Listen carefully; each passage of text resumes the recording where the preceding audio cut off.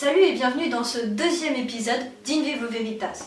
Dans le premier épisode, on avait vu les caractéristiques qui nous permettent de différencier le vivant de ce qui ne l'est pas, à savoir de ce qui est inerte. Dans cet épisode-ci, on va voir deux exemples qui font que les scientifiques ont dû un peu réfléchir pour savoir si oui ou non ils étaient vivants ou inertes. Et on va voir ensemble ces deux exemples et les différentes propriétés qu'ils possèdent.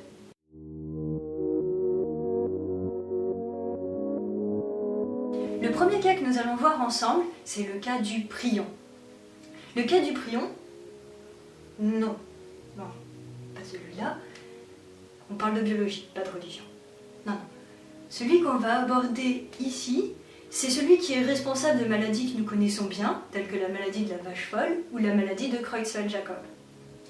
C'est en fait une protéine, à l'origine, qui a une fonction et une forme donnée. Voici ce qui se passe quand la protéine a sa forme qui lui permet d'avoir la fonction correcte. Voici la protéine ayant la bonne forme, qui doit interagir correctement. Et quand la protéine n'a plus la même forme, même un tout petit changement, comme ici, ça ne marche plus. On a vu par cet exemple que la forme de la protéine est directement liée à sa fonction.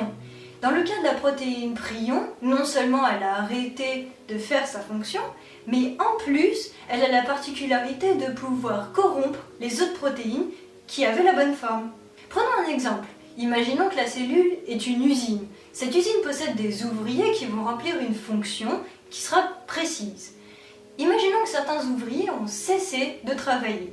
Mais non seulement ils ont cessé de travailler, mais en plus, ils sont capables de corrompre les autres ouvriers qui, eux, travaillaient correctement. À partir de là, ceux qui ont de nouveau cessé de travailler vont réussir à corrompre les autres qui travaillaient encore, et l'usine, ainsi la cellule, va rentrer dans un état de stress considérable et va provoquer les différentes maladies que nous connaissons bien. Maintenant, voyons si le prion peut être considéré comme vivant ou non. Voici un rappel des 8 propriétés que nous avons vues lors du dernier épisode.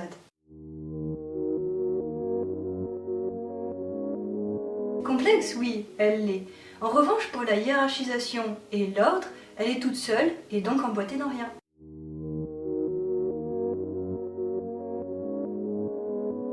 Le programme génétique. En fait, il s'agit d'une protéine qui change de forme. Cela n'a donc rien à voir avec son ADN.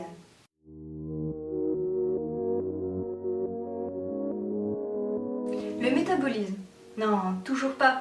Il s'agit en fait d'une protéine qui va changer la forme des autres sans dépenser d'énergie.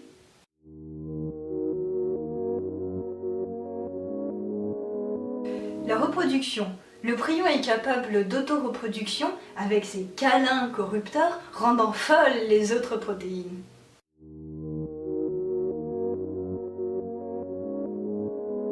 Le développement. Alors non, il n'y a pas de développement. On est soit prion, soit protéine saine, mais on n'est pas entre les deux.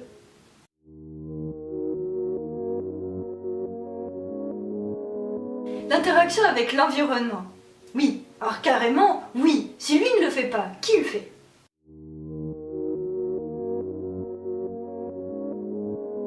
L'évolution, c'est directement lié au patrimoine génétique. Et comme il n'en a pas... Alors, le prion, vivant ou pas ? On peut facilement en conclure que c'est issu du vivant, que c'est produit par le vivant, mais que ce n'est pas vivant à part entière.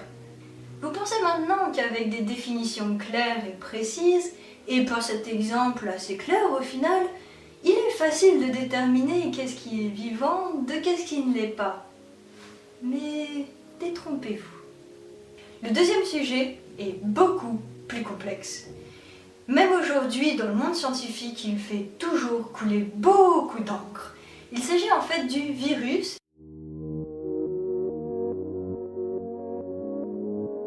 On se pose toujours la question, est-ce vivant? Est-ce inerte? Qu'est-ce que c'est? Et c'est ce que nous allons voir maintenant. Pourquoi est-ce si complexe de déterminer si oui ou non c'est vivant ou pas? Le virus, tout le monde sait ce que c'est, tout le monde en a déjà entendu parler, ne serait-ce que le virus de la grippe, celui du sida, de l'hépatite ou tous les autres que je ne citerai pas ici. Mais tout le monde ne sait pas forcément exactement ce que c'est. Donc revoyons ensemble qu'est-ce qu'un virus. Un virus, pour un virologiste, c'est quelque chose qui est à l'extérieur de la cellule en tant que virus. Par contre, quand c'est dans la cellule, c'est un virocèle. Oui, pour les noms, on s'embête pas plus que ça. Un virus dans une cellule, c'est un virocèle. Voilà, c'est tout. Je suis discrète. Ce qui se passe, c'est que du coup, il va y avoir deux définitions, pour le virus et pour le virocèle. Le virus, qu'est-ce que c'est? On peut l'imaginer vraiment comme une boîte, un kit. Qu'est-ce qu'il y a dans cette boîte? Il y a des outils et un mode d'emploi. C'est tout. Le kit contient des choses. Il est donc complexe, ordonné et il peut naturellement interagir avec son environnement. En revanche, comme il n'est pas utilisé, comme il n'est pas à l'intérieur de la cellule, alors il ne peut pas se reproduire, il ne peut pas avoir d'activité, il ne peut pas évoluer. Le virus, une fois qu'il a réussi à rentrer dans la cellule, va devenir donc ce virocèle. Et il va réussir à substituer son mode d'emploi à celui de la cellule. La cellule peut toujours être vue comme une usine. Et à ce moment-là, au lieu de fabriquer ses propres choses, va fabriquer le kit massivement. La cellule va donc reproduire le virus en grande quantité. Et à partir de là, on va pouvoir avoir tous les critères qui nous manquaient au niveau du virus seul, à l'extérieur de la cellule. Il va avoir des capacités de reproduction, de développement, d'évolution et de métabolisme. Le virocèle est donc comme un parasite, mobilisant la cellule et la détournant de sa fonction première pour son propre intérêt. Qu'en pensez-vous?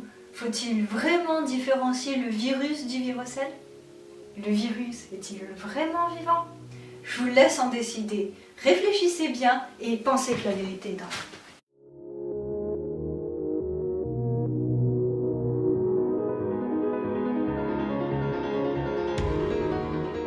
Pour répondre simplement à la question qu'on se posait, les scientifiques se sont mis d'accord sur le fait que les virus étaient inertes, principalement parce qu'ils sont incapables de reproduction. Mais en soi, aucun parasite ne le peut. Mais pourtant, les parasites sont vivants.